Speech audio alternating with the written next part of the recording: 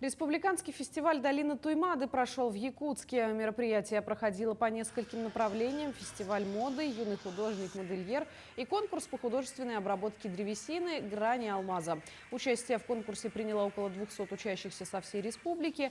Конкурс проходит с 2015 года, и по итогам победителей наградили кубками и дипломами, а обладателю гран-при фестиваля вручили швейную машинку.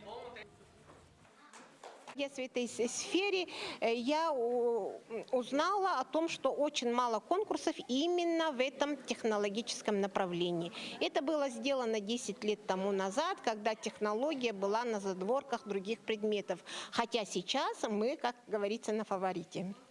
Мы начали участие со своим классом. Вот у нас вот такие вот, у каждого вот черно-белые.